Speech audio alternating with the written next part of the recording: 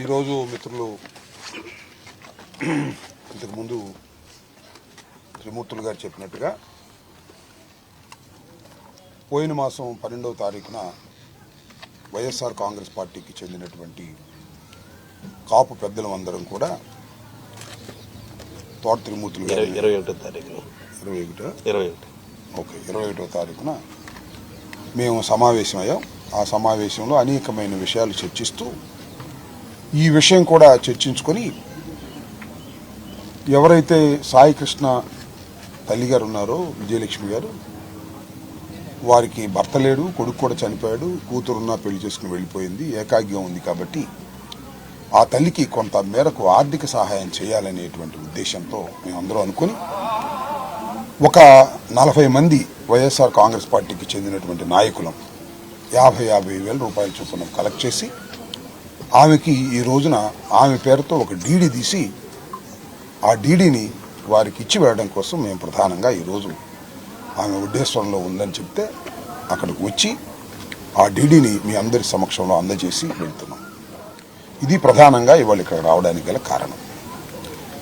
ఈ కేసు చాలా దురదృష్టకరమైనటువంటి కేసు, చాలా ఆశ్చర్యాన్ని కలిగిస్తున్నటువంటి కేసు, ఇంతవరకు మిస్టరీ వీడనటువంటి కేసు. సరే, దీని మీద ఒకసారి వెనక్కి వెళ్ళి చూస్తే 18వ తారీఖు జగన్మోహన్ రెడ్డి గారు వచ్చి వారి కుటుంబాన్ని పలకరించేంత వరకు దీన్ని గాలికి వదిలేశారు. 18వ తారీఖు ఎప్పుడు పలకరించారో 19వ తారీఖు కేసు రిజిస్టర్ చేశారు. ఎంత లోపభూయిష్టంగా ఈ పోలీసు యంత్రాంగం ఈ కేసులో ప్రవర్తించిందో 2-3 ఉదాహరణలు చాలు. అదేంటంటే కేసు రిజిస్టర్ చేశారు, నాగరాజుని ఇమీడియట్గా అరెస్ట్ చేయలేదు. నాగరాజుతో బేరసారాలు చేసుకున్నారు. బేరసారాలు మీన్స్ అతను ఇలా చెప్పు అలా చెప్పు అని చేసుకున్నారు. చివరికి ఏదో అరెస్ట్ చేశారు. అది కూడా చాలా ఒత్తిడి మేరకు.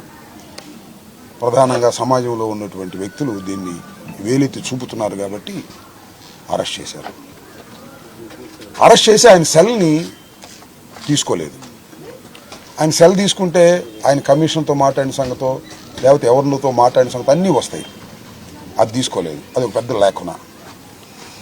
ఆ తర్వాత సీసీ ఫుటేజ్, పోలీస్ స్టేషన్లో ఉండే సీసీ ఫుటేజ్ లేదని చెప్పేశారు. లేదండి, మాయమైపోయిందని చెప్పారు. ఏంటిది? ఎంత దురదృష్టకరమైనటువంటి పరిణామం. ఆంధ్రప్రదేశ్లో టెక్నాలజీ డెవలప్ అయినటువంటి దేశంలో చంద్రబాబు నాయుడు గారు మాట్లాడితే టెక్నాలజీ అద్భుతం అమోఘం అని చెబుతున్నటువంటి దానిలో ఒక నేరం జరిగినటువంటి పోలీస్ స్టేషన్లో సీసీ ఫుటేజ్ లేదు, మాయమైపోయింది అంటే ఏం జరుగుతుంది ఈ రాష్ట్రంలో? ఎవరినో కాపాడటం కోసం నాగరాజును అరెస్ట్ చేశారు, సరే, ఎవరినో కాపాడటం కోసం ప్రయత్నాలు జరుగుతున్నాయా లేదా అనేది ఇక్కడ పాయింట్. ఆ తర్వాత ఇంకొక పాయింట్ ఏంటంటే 3 కానిస్టేబుల్ని లొంగిపోయారు, అరెస్ట్ చేశారు. 3-4 వాళ్ళని కోర్టులో ప్రొడ్యూస్ చేశారు, వాళ్ళని రిమాండ్ ఇచ్చారు. వాళ్ళ సెల్ ఫోన్స్ ఏమని అంటే వాళ్ళు అమ్ముకున్నారంట, డబ్బులు లేక నాగపూర్లో అమ్ముకున్నారంట. అది కూడా తీసారు. ఎవిడెన్స్ అంతా ఒకటి క్లోజ్ అవుతుంది. నాగరాజు గారి సెల్లు క్లోజ్ అయింది, పోలీస్ స్టేషన్లో ఉన్న సీసీ ఫుటేజ్ క్లోజ్ అయింది, కానిస్టేబుల్స్ దగ్గర ఉన్నటువంటి సెల్స్ క్లోజ్ అయిపోయాయి. బూడిది మాత్రం దొరికిందంట. ఎక్కడ? కృష్ణలంక పోలీస్ స్టేషన్లో పై భాగంలో దొరికిందంట. ఎవరు తీసుకొచ్చి పెట్టాడు? అక్కడే తగలేశారా? దానిలో క్లారిటీ లేదు. ఎంత దౌర్భాగ్యంగా ఎవరినో కాపాడటం కోసం ఈ కేసులో స్పెషల్ ఇన్వెస్టిగేషన్ టీం ప్రయత్నం చేస్తుందా లేదా? ఈ ఉదాహరణ చాలు. చాలా దుర్మార్గమైనటువంటి కార్యక్రమం. మొన్నటిదాకా ఏం ప్రచారం చేశారు? రౌడీ రేపులు చేశారు. అతను రేపులు చేసింది లేదు, సచ్చింది లేదు. కేసులు ఉన్నాయి, ఆ కేసులోనే తీసుకొచ్చారు. కేసులుంటే ఇక్కడ పాయింట్ ఏంటి? కేసులుంటే చంపేస్తారా, సమర్థించాలా? That is our point. కేసులుంటే కేసులు పెట్టాలి, కోర్టులో ప్రొడ్యూస్ చేయాలి, విచారణ జరపాలి, అంతే తప్ప కేసులుంటే మనిషిని చంపేస్తారా అనేది ఇక్కడ ప్రశ్న. ఈ మానవ సమాజంలో, చట్టబద్ధమైన సమాజంలో ఏమిటి దుర్మార్గం? దీన్ని సరే, ఆ కుటుంబం చిన్న కుటుంబం, ఎక్కడి నుంచో వచ్చి ఇక్కడ బతుకుతున్నారు. నాకు తెలిసి అవనగడ్డ నుంచి వచ్చారు వాళ్ళ ఫ్యామిలీ. వాళ్ళ మీద చాలా ఒత్తిడి ఉంది, నాకు తెలుసు. వాళ్ళు ఒప్పుకోకపోయినా. కానీ నేను మనవి చేస్తున్నా, ఇది సమాజం భరించలేనటువంటి నేరం. పోలీసులు పోలీస్ స్టేషన్లోనే మనిషిని చంపేస్తారు, శవం లేకుండా చేస్తారు. శవం ఎక్కడ ఉందో ఇంతకు తెలియదు. పోలీస్ డిపార్ట్మెంట్ కూడా సిట్ కూడా చెప్పలా బూడిద దొరికిందని. అంటే అది అనుకుంటారా అని, అది డిఎన్ఏకి పంపితే తెలిసింది ఎవరిదో బూడిద తీసుకొచ్చి అక్కడ పెట్టారు. మసిబూసి మారేడుకాయ చేసేటటువంటి ప్రయత్నం చేస్తున్నారు. ఇది చాలా దుర్మార్గం. ఇది తెలిసే హెబియస్ కార్పస్ పిటిషన్లో ఆమె ఎడిషనల్ పిటిషన్ వేసింది, దీని మీద సిబిఐ ఎంక్వైరీ కావాలని.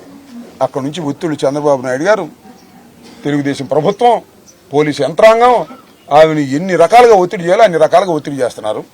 అది వేరే అంశం అనుకో. ఆ ఒత్తిడికి నిలబడరా ఫర్ ఏ స్మాల్ ఫ్యామిలీ. కానీ ఇది ఆ కుటుంబ సమస్య కాదు, ఇది సమాజపు సమస్య.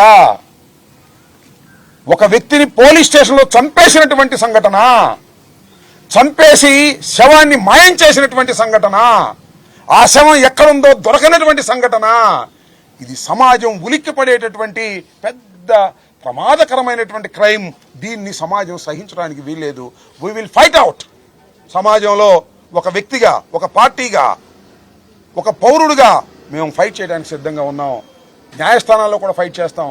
ఇది సెంట్రల్ బ్యూరో ఆఫ్ ఇన్వెస్టిగేషన్ ద్వారా మాత్రమే బయటకు వస్తుంది, లేదా సిట్టింగ్ జడ్జి ద్వారానే బయటకు వస్తుంది. లేకపోతే దీన్ని మసిబూసి మారేడుకాయ చేస్తారనేది మేము అభిప్రాయపడుతున్నాం. ఆ కుటుంబానికి మేము అండగా ఉంటాం. అదేవిధంగా ఈ కేసులో తుదికంటూ పోరాడతాం. వాళ్ళు ఉన్నా లేకపోయినా మేము పోరాటానికి సిద్ధంగా ఉన్నాం. ఇది ఈ సమస్య సమాజపు సమస్య. పోలీసులు దారుణంగా మనుషులను చంపేస్తున్నటువంటి సమస్య, అన్యాయంగా కేసులు పెడుతున్న సమస్య. ఈ సమస్య మీద మేము ఖచ్చితంగా పోరాడతామని కూడా ఈ సందర్భంగా చెప్పదలుచుకున్నాం. ఓకే, ఇగో చూడు ఇంకో మాట. అసలు ఎంతగా వక్రీకరించేటటువంటి ప్రయత్నం చేస్తారంటే, ఆంధ్రజ్యోతి పేపర్లో రాస్తారండి. ఎంత దుర్మార్గం నాకు అర్థం కాల. ఎన్నో అనుమానాలు ఉంటాయి, ఎన్నో అనుమానాలు. దేని మీద? మలుపులు తిరుగుతున్న రౌడీ షీటర్ సాయికృష్ణ అదృశ్యం కేసు. రౌడీ షీటర్ అంట చచ్చిపోయాడు. తిరుగుతుంది, ఆయన చచ్చిపోయాడు, బూడిదైపోయాడు. వాళ్ళు చెప్పే లెక్క ప్రకారం మేము చెప్పాం, వాళ్ళ కుటుంబం చెప్పింది. అప్పుడు ఒప్పుకోవాలా? ఏ ఫోటోలు రిలీజ్ చేస్తే దొంగ ఫోటోలు అన్నారు. తీసుకురండి బాబు అంటే బూడిద ఉంది అంటున్నారు. ఇవాళ బూడిద అక్కడ దొరికింది అంటున్నారు. ఏంటి మలుపులు తిరిగేది? మలుపులు తిరగటం ఒకటి. రౌడీ షీటర్ సాయికృష్ణ అంట ఫోకస్ చేస్తున్నారు. అబ్బో పెద్ద రౌడీ అండి, మామూలు రౌడీ కాదు. మన సినిమాలో చూస్తాం డాన్ లాగా. తినటానికి తినలేదురా మొగడా, వాళ్ళకి తినటానికి తినలేదు వాళ్ళ అమ్మకి. వాడు ఎక్కడికి వెళ్ళి పేపర్ బాయ్గా పనిచేస్తున్నాడు. రౌడీ షీటర్ అంట, డాన్ అంట, హత్యలు చేశాడంట, పెద్దగా చూపించేస్తున్నారు. అంటే చంపడం కరెక్ట్ అని చెప్పేటటువంటి ప్రయత్నం చేస్తున్నారు. ఆంధ్రజ్యోతి, ఈనాడు, ఎల్లో మీడియా మొత్తం. ఇంత దుర్మార్గం ఇది. మీరు చచ్చిపోయిన వాడికి అండగా ఉండండి. ఒక క్రైమ్ జరిగింది, దారుణమైన క్రైము. ఆ క్రైమ్ను బయటకు తీసుకురావాల్సింది పోయి దాన్ని కప్పిపుచ్చేటటువంటి ప్రయత్నం చేస్తున్నారు. దీన్ని ఎవ్వరూ సహించకూడదు. పార్టీలకు అతీతంగా కూడా ఫైట్ చేయాలని నేను కోరుకుంటున్నాను. సాయికృష్ణ తల్లి విజయలక్ష్మిని కలిశారు వైఎస్ఆర్ కాంగ్రెస్ పార్టీ నేతలు. 20 లక్షల రూపాయల డీడీని అందజేశారు. ఆ తర్వాత వైఎస్ఆర్సీపీ నేతలు మాట్లాడడం కూడా మనం ఇప్పటి వరకు చూసాం. ఆమె ఒంటరిగా ఉన్నారు, అటు భర్త లేరు, అదేవిధంగా కొడుకు చనిపోయిన నేపథ్యంలో ఆమెకి ఆసరాగా ఉంటుందని 20 లక్షల రూపాయలు అందజేస్తున్నామని కూడా వైఎస్ఆర్సీపీ నేతలు చెప్తున్నారు.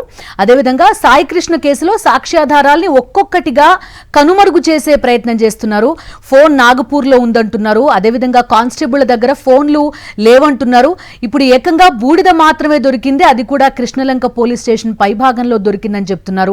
మొత్తానికి ఈ కేసుకి సంబంధించి సిట్ విచారణ అత్యంత ఘోరంగా జరుగుతోంది అంటూ కూడా వైఎస్ఆర్సీపీ నేతలు చెప్పడం మనం చూస్తున్నాం. అదేవిధంగా సాయికృష్ణ కుటుంబం పైన, పర్టికులర్ గా ఆమె తల్లి పైన తీవ్రమైన ఒత్తిడి ఉంది అనే విషయాన్ని కూడా స్పష్టం చేయడం చూస్తున్నాం. మరోవైపు సాయికృష్ణ మృతి అంశాన్ని ఎల్లో మీడియా ఏ రకంగా పక్కదారి పట్టిస్తోందో కూడా వైఎస్ఆర్సీపీ నేతలు విమర్శించడం మనం చూస్తున్నాం. రౌడీ షీటర్ సాయికృష్ణ అంటూ కూడా హెడ్లైన్లు పెట్టి మరి అతనిని ఒక విలన్ లాగా, లేకపోతే ఒక రౌడీ షీటర్ లాగా, హత్యలు ఘాయిత్యాలు చేసిన వ్యక్తిలాగా ప్రొజెక్ట్ చేసే ప్రయత్నం ప్రయత్నం చేస్తున్నారు. అయినా కూడా చంపేసే హక్కు పోలీసులకు ఎవరిచ్చారు అని ప్రశ్నిస్తున్నారు వైఎస్ఆర్సీపీ నేతలు. ఎవరినో కాపాడడం కోసమే సీసీటీవీ ఫుటేజ్ ని మాయం చేశారా అని ప్రశ్నిస్తున్నారు. పిఎస్ లో ఉన్న సీసీటీవీ ఫుటేజ్ ఏమైంది అని ప్రశ్నిస్తున్నారు వైఎస్ఆర్సీపీ నేతలు. కేసులు ఉంటే మనిషిని చంపేస్తారా అని ప్రశ్నించడం కూడా మనం ఇప్పటివరకు చూసాం. మరిన్ని అప్డేట్స్ కోసం ఛానల్ ను సబ్స్క్రైబ్ చేయండి. నోటిఫికేషన్స్ కోసం బెల్ ఐకాన్ పై క్లిక్ చేయండి.